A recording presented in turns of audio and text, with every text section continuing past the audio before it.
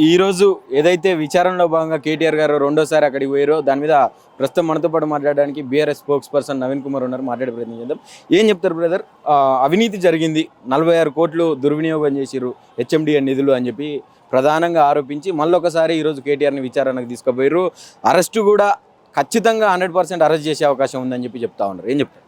ACB కానీ ED కానీ, ACB అంటే రాష్ట్ర ప్రభుత్వం, ఈడీ అంటే కేంద్ర ప్రభుత్వం. ఈ రెండు సంస్థలు ఇంకో 10 సార్లు పిలిచినా కూడా న్యాయంగా నిజాలు నిక్కర్చుగా చెప్తానని కేటీఆర్ గారు ఆల్రెడీ చెప్పినారు.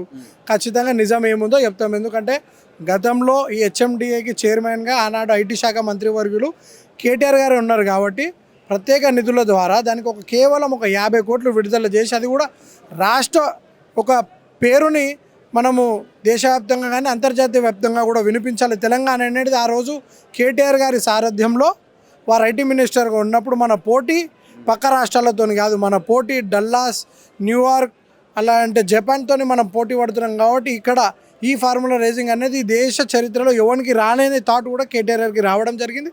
దానికి కేవలం 50 కోట్ల రూపాయలు చెల్లించి, ఎందుకంటే తిరిగి మనమే ఖచ్చితంగా ప్రభుత్వంలోకి వస్తామని చెప్పి ఆ రోజు కేటీఆర్ గారు భావించడం జరిగింది. కానీ దురదృష్టం మన ప్రభుత్వం పోవడం జరిగింది. కానీ ఈ రాష్ట్ర ప్రభుత్వం ఏదైతే దాన్ని కొనసాగించాలో దాన్ని ఆపి దాన్ని విచారణ ఇస్తూ కూడా ఎవరైతే ఈ ఫార్ములా రైజింగ్కి సంబంధించిన వాళ్ళు కూడా లేక విడుదల చేయడం జరిగింది అన్నాడు.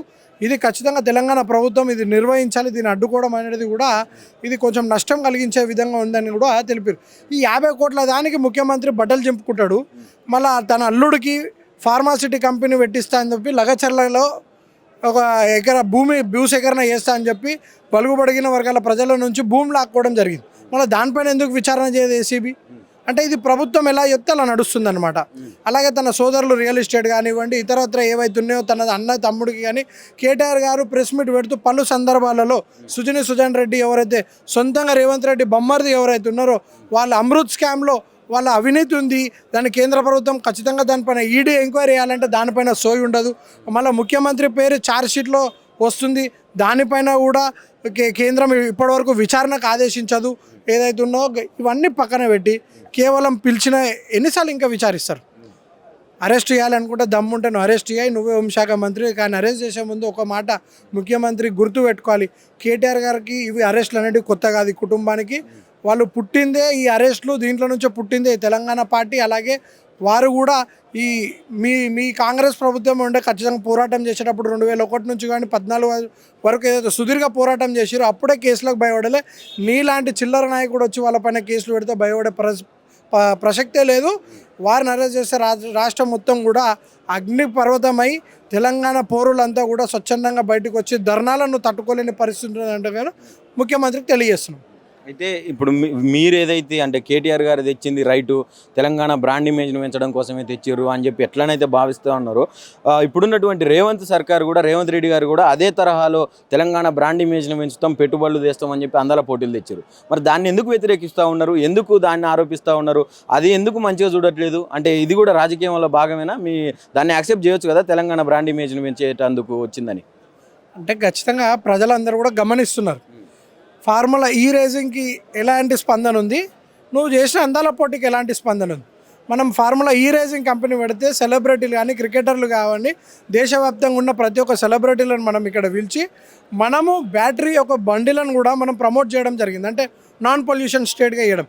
అందాల పోటీల వల్ల వచ్చే లాభం ఏముంది? అందాల పోటీలో తెచ్చినప్పుడు నువ్వు ఏమన్నావు, కేసీఆర్ గారు ఆనవాళ్ళు తూడు చేస్తాను. కానీ నువ్వు ఆ అందాల పోటీ నుంచి ఏదైతే దేశ విదేశాల నుండి వచ్చేది ప్రముఖులు వచ్చిరో వాళ్ళందరినీ కూడా కేసీఆర్ గారు ఆనవాళ్ళ ముందు నిల్చోబెట్టే కదా నువ్వు ఫోటోలు తీసుకున్నావు. సో తెలంగాణ బ్రాండ్ ఇమేజ్ పెంచింది కూడా గతంలో 10 ఏళ్ళు కష్టపడి మేము పెంచితే నువ్వు దాన్ని మొత్తం పాడేస్తూ తెలంగాణ రాష్ట్రాన్ని అడుగునకి ఈరోజు తీసుకెళ్ళడం జరిగింది. రానున్న రోజుల్లో ఎప్పుడు ఎలా ఎన్నిక జరిగినా కూడా ఖచ్చితంగా బీఆర్ఎస్ పార్టీ తిరిగి బంపర్ మెజారిటీతో 100 సీట్లతో అధికారంలోకి రావడం జరుగుతుంది. మళ్ళీ తెలంగాణని అభివృద్ధి వైపు అడుగులు పడేలా దిశలాగా కూడా మా కేటీఆర్ గారు ఖచ్చితంగా కృషి చేస్తారని కూడా మేము భావిస్తున్నాం. నిజంగా ఒకవేళ సరే మీరన్నట్టు అనుకుందాం, నిజంగానే దీనివల్ల ఫార్ములా ఈ కార్ రేసు వల్ల తెలంగాణ రాష్ట్రానికి ఆదాయం వచ్చింది 700 కోట్లు అని చెప్పి మీరు చెప్తా ఉన్నారు. దాంతోపాటు తెలంగాణ బ్రాండ్ ఇమేజ్ పెరిగింది అని చెప్తా ఉన్నారు. నిజంగా ఇవన్నీ నిజమైతే మరి రేవంత్ రెడ్డి గారు ఎందుకు దాన్ని కొనసాగించలేదు? ఎందుకు మధ్యలోనే ఆపేశారు? ఎందుకు బ్రేక్ డౌన్ చేశారు? ఇక రేవంత్ రెడ్డి పని ఎట్లా అంటే మేము ఏ అంటే నేను బి అంట, నేను బి అంటే నువ్వు ఏ అంట, ఆ పొంతన లేకుండా ఈయన పొద్దున్న లేస్తే కళ్ళలో కూడా అదే పడుతుంది ముఖ్యమంత్రికి. ఇలా ఆనవాళ్ళు జరపాలి, వీళ్ళు చేసిన మంచి పనులను మేము జరపాలి.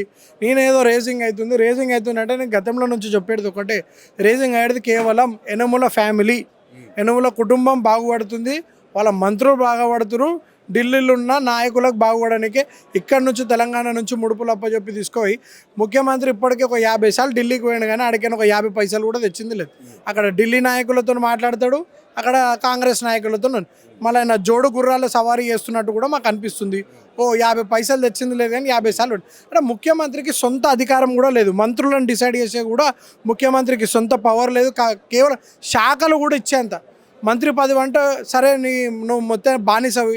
ఏదైతే తెలంగాణ ఆత్మగౌరవంతో మనం తెచ్చుకున్నామో, తెలంగాణ శాసించాలని చెప్పి మనం ఏదైతే తెచ్చుకున్నామో, మళ్ళీ ఈ రేవంత్ రెడ్డి ఢిల్లీ దొరల దగ్గర వాళ్ళ పాదాల దగ్గర ఈరోజు తెలంగాణను శాసించే విధంగా కూడా రేవంత్ రెడ్డి మనం చర్యలు చూస్తున్నాం. మంత్రివర్గ విస్తరణ చేసి 3 రోజులకు కూడా శాఖలు కూడా కేటాయించలేని పరిస్థితి, దద్దమ్మ చవట ఈరోజు ఈ ముఖ్యమంత్రి ఉండడం అనేది తెలంగాణ రాష్ట్రంలో మేము ఉన్నందుకు సిగ్గుపడుతున్నాం. ఇది యావత్ తెలంగాణ ప్రజలందరికీ కూడా సిగ్గుచేట అనే విషయం కూడా తెలియజేస్తున్నాం. ఇంకోటి అన్న, ఇప్పుడు బనకచెర్ల విషయానికి వస్తే అది మన తెలంగాణకు తీవ్ర అన్యాయం జరుగుతూ ఉన్నది, జలదోపిడి జరుగుతూ ఉన్నది. ఏదైతే నినాదాన్ని ఎత్తుకొని తెలంగాణ రాష్ట్రం కోసం అనేక మంది అమరులు అయ్యి తెచ్చుకున్న తెలంగాణ మళ్ళొకసారి అదే నీళ్ళ కోసం కొట్లాడాల్సిన అవసరం వస్తూ ఉన్నది. ఫ్యూచర్లో తెలంగాణకు నీళ్ళ కొరత రాబోతూ ఉన్నది, ఎడారిగా మారబోతూ ఉన్నది అని చెప్పి నీటిపారుదల శాఖ మంత్రి కావచ్చు, గతంలో ఉన్నటువంటి హరీష్ రావు గారు కావచ్చు, ఇంకా మేధావులు అందరూ కూడా దీని గురించి మాట్లాడుతూ ఉన్నారు. దాన్ని కనీసం పరిగణలోకి తీసుకోకుండా ఈ అరెస్టులు, ఈ విచారణలు అంటే ఈ పర్వం కొనసాగిస్తూ ఉన్నారు రేవంత్ రెడ్డి. ఎట్లా చూస్తారు ఇదంతా? మీరు అనేది ఖచ్చితంగా వాస్తవం. ప్రజల పైన ప్రేమ లేదు, ప్రజలకి నీళ్ళు ఇద్దాం, ఏదైతే తెలంగాణ పుట్టింది నీళ్లు నిధులు నియామకాలని ఏదైతే పుట్టిందో తెలంగాణ, దాన్ని పూర్తిగా బొంద పెడుతూ ఇలా చంద్రబాబు నాయుడుకు దత్తపుత్రుడిగా వ్యవహరిస్తూ నీళ్ళన్ని వదిలేస్తూ, గతంలో కేఆర్ఎంబీది కూడా మన ప్రాజెక్టు మీద మనం ఎంత పోరాడినాం అనేది కూడా ప్రతి ఒక్కరు చూసిన విషయమే. నీళ్ళ పైన మళ్ళీ తిరిగి దగా జరుగుతుంది. మళ్ళీ ఇప్పుడు స్వయంగా ఆంధ్ర పాలకులే పరిపాలించే విధంగా ఈరోజు కాంగ్రెస్ పరిపాలిస్తే సేమ్ టు సేమ్ ఆంధ్ర పాలకులు ఎలా అయితే పరిపాలించారో అదే ఉంది. ఈరోజు కాళేశ్వరం ప్రాజెక్ట్ ఎండబెట్టి లిఫ్ట్ ఇరిగేషన్ చేయకుండా భూజరిగ గలాలన్నీ కూడా ఎండిపోతే బోర్లు పడే పరిస్థితి కూడా ఉంది. ఎందుకంటే నీరు అనేది పారితే ఖచ్చితంగా అడుగు భూజరిగలలో నీరు ఉంటుంది, ఖచ్చితంగా బోర్లు కూడా పడతాయి. సో కాళేశ్వరం అనే ప్రాజెక్టు కూలాలి, అది కొట్టుకోవాలి, అది నాశనం అయితే ఈయన ఏదో పైశాచిక ఆనందం పొందడానికి ఏదైతే ముఖ్యమంత్రికి అంకణం కట్టుకుంటో, నీకు దమ్ము ఉంటే నిజంగా కూడా ప్రజలందరూ కూడా సస్యశ్యామలం ఉండాలనుకుంటే కాళేశ్వరం ప్రాజెక్టులో ఆ 2 పిల్లర్లని నువ్వు రిపేర్ చేసి మళ్ళీ లిఫ్ట్ ఇరిగేషన్ ప్రాజెక్ట్ని కొనసాగిస్తేనే మనం వచ్చే మళ్ళొక సంవత్సరంలో గడిచిపోయే 2026లో నీళ్ళు ఉండాలంటే ఖచ్చితంగా మన కాళేశ్వరం నీళ్ళు అనేది తస్మాత్ అవసరం. దాన్ని మీరు గమనించి నీ కక్ష ఉంటే మాతో పోరాడు, మమ్మల్ని మా నాయకులను అరెస్ట్ చేయరు తప్ప తెలంగాణ ప్రజలకు మాత్రం మళ్ళా కరువు దేకండి అని చెప్పి కూడా రేవంత్ రెడ్డికి హెచ్చరిస్తున్నాం.